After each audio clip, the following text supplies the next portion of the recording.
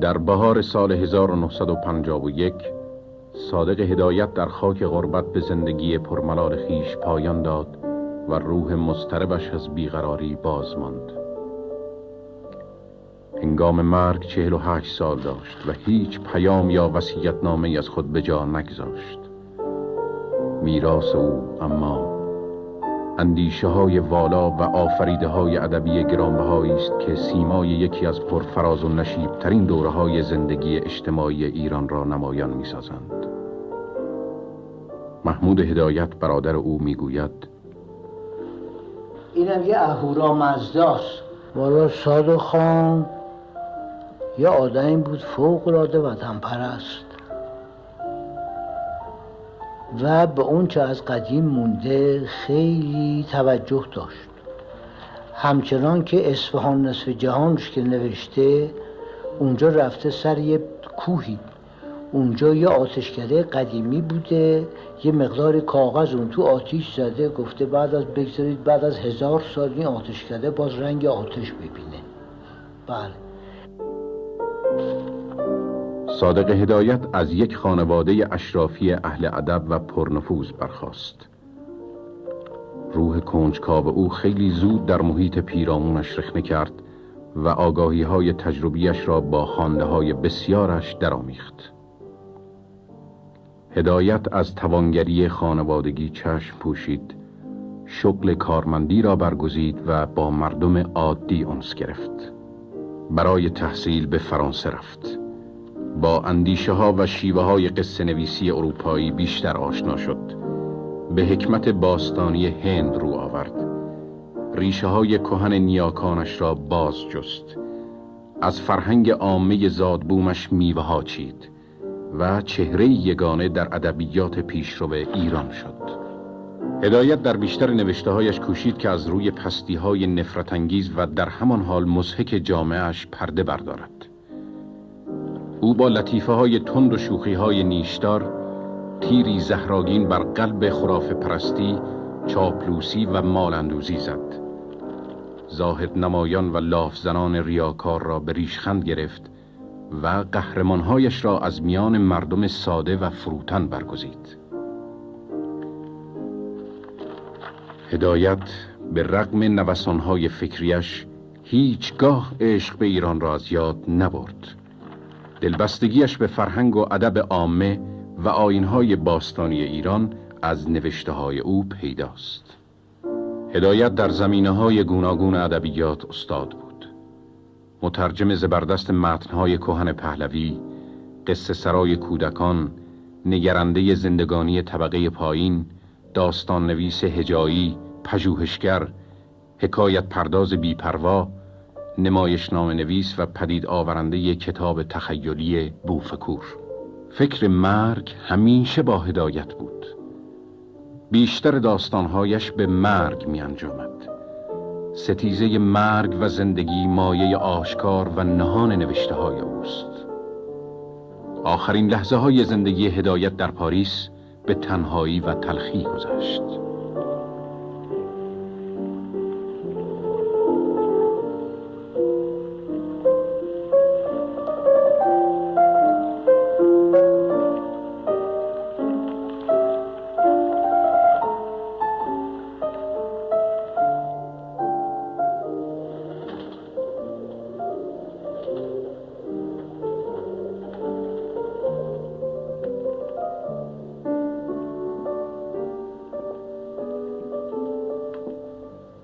تنها و بی پشت و پناه در سرزمین ناسازگاری زیست می کنم که زاد و بوم من نیست.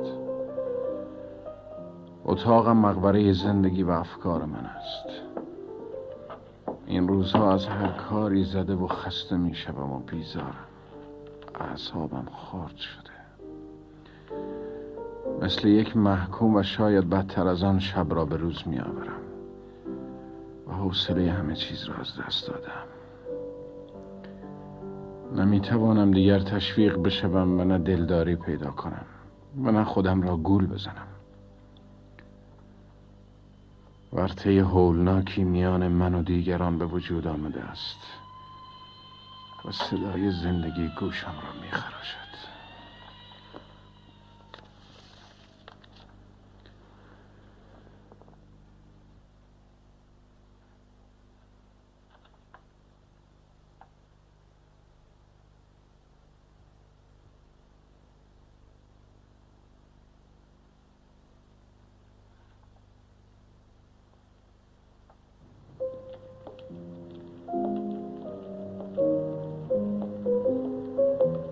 این اواخر در دنیای باور نکردنی غریبی بیدار شدم و دیگر احتیاجی به دنیای رجاله ها ندارم.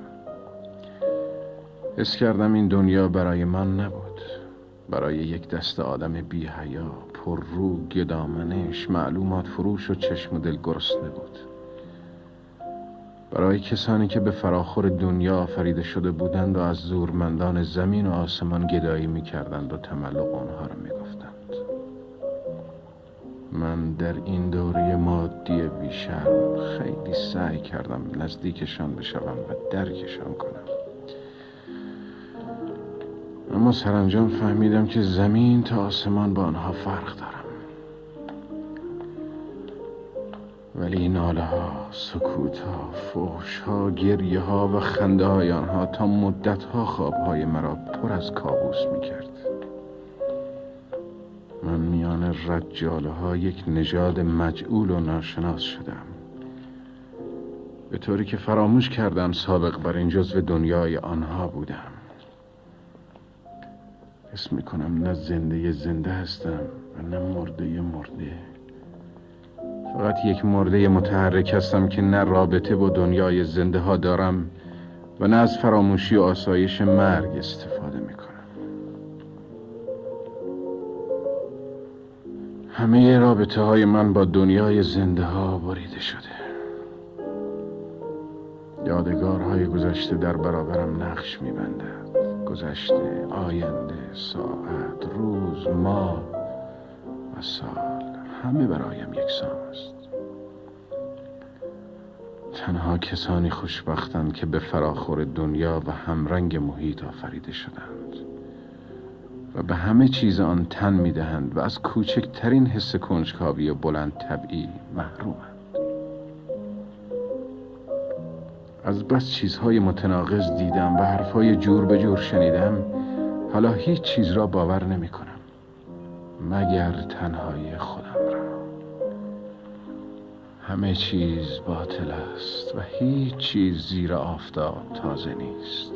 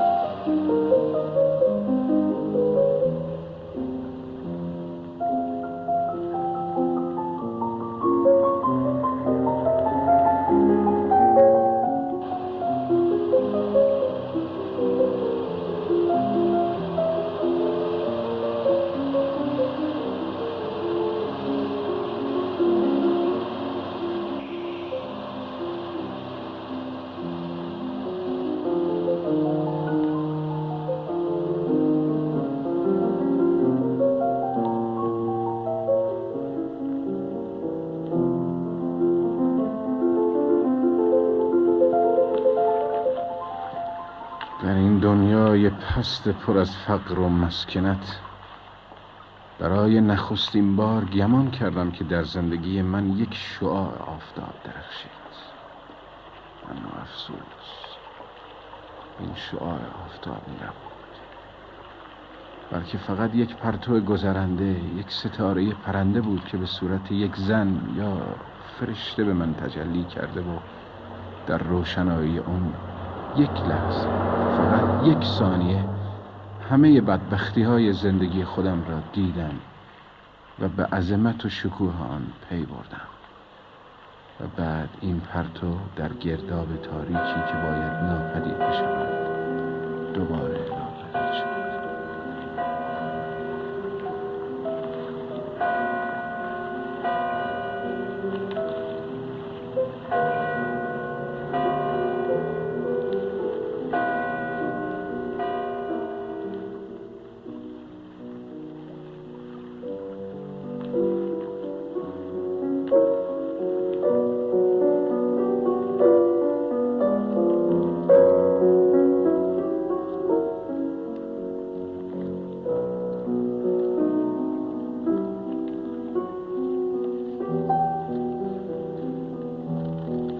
روزها با قیافه های جور به جور سعی کردم به هستیم معنایی بدهم، اما نشد.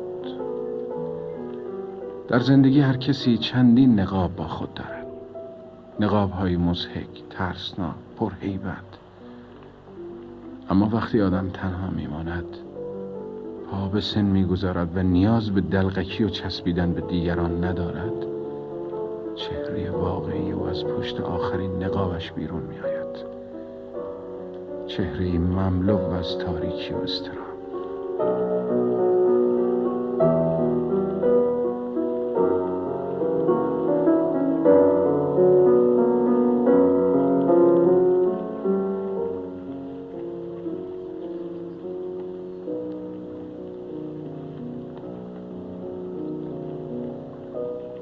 هنرمند از درد عشق کیف می کند، نه از عشق.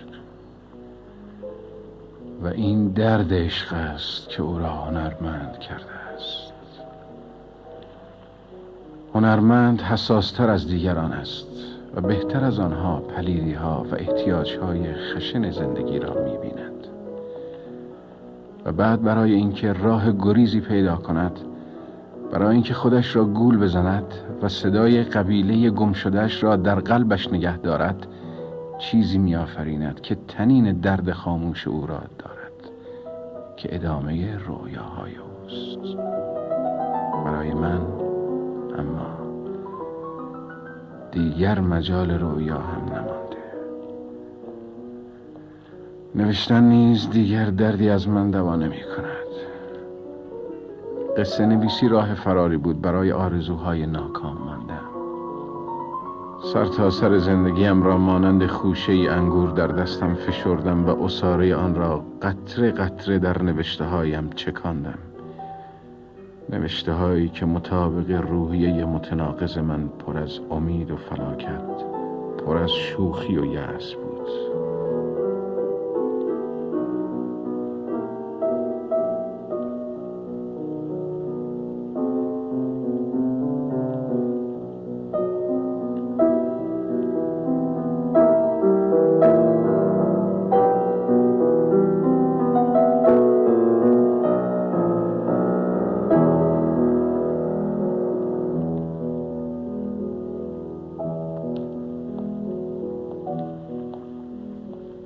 گاهی برای فراموشی، برای فرار از خودم، ایام بچگیم را به یاد می‌آورم. برای اینکه حس بکنم سالم هستم، بچه هستم و کسی هست که به حال من ترحم بیاورد، به حال این بچه‌ای که خواهد مرد. گاهی آرزو می‌کردم کاش می‌توانستم مانند زمانی که بچه و نادان بودم آهسته بخوابم. خوابی راحت و بی دغدغه. این نیز خیالی خام بود و رؤیایی پرفریب. تنها مرگ است که دروغ نمیگوید. تنها مرگ است که مرا از فریب‌های زندگی نجات می‌دهد. اوست که در ته زندگی مرا صدا می‌زند و به سوی خود می‌خواند.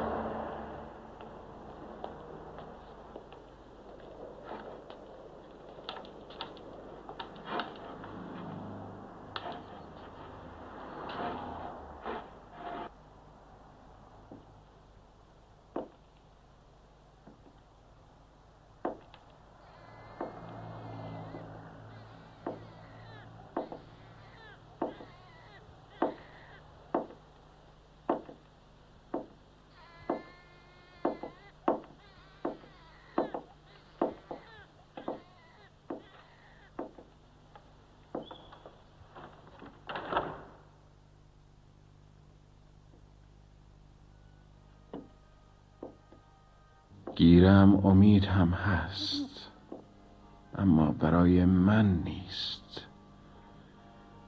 فکر زندگی مرا میترساند و خسته میکند. دیگر احتیاجی به دیدن این دنیای قیاور و این همه قیافه های نکبتبار ندارم. آنچه زندگی بوده از دست دادم، گذاشتم و خواستم از دستم برود.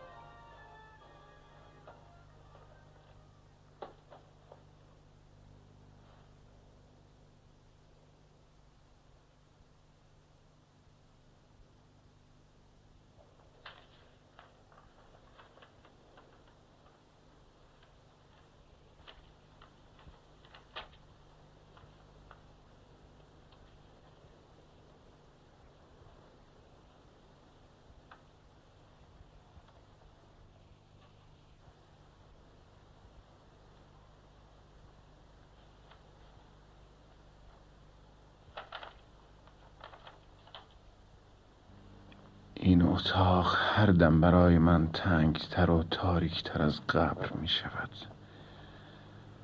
تحملش را دیگر ندارم. باید بروم. احتیاجی هم به نوشتن وصیت‌نامه نیست، چون نه مال دارم که دیوان بخورد و نه دین دارم که شیطان ببرد.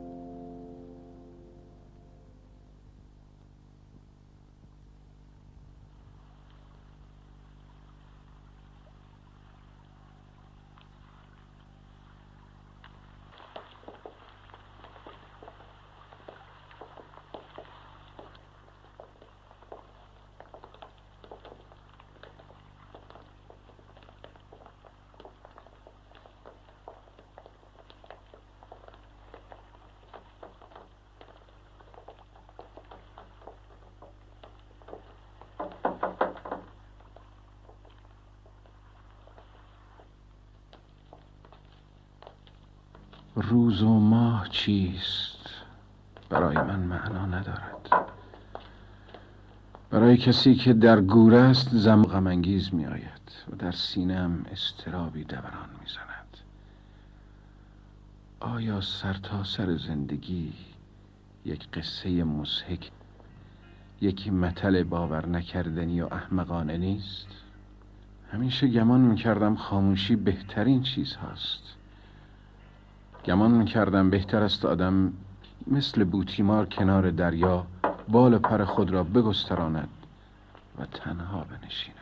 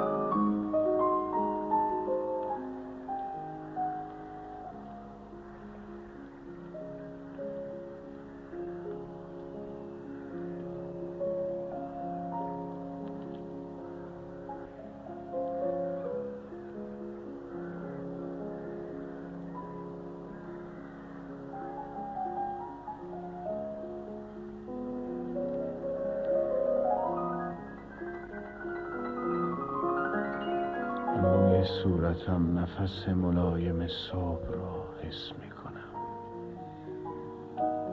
به نظرم می آید که به ریشم بازگشتم و میان روح من و جریان طبیعت رابطه‌ای به وجود آمده است که سکوت نام دارد.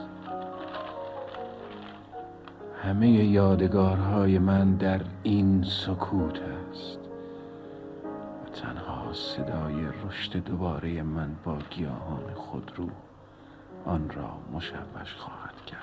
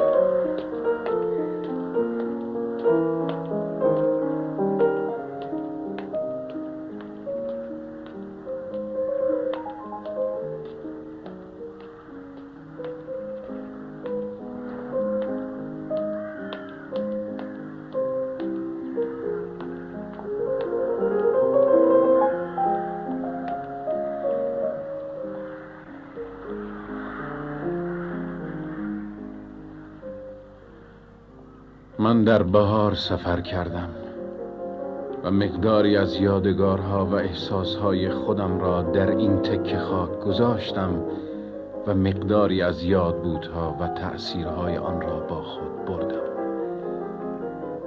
در آستانه سفرم کمی درنگ کردم.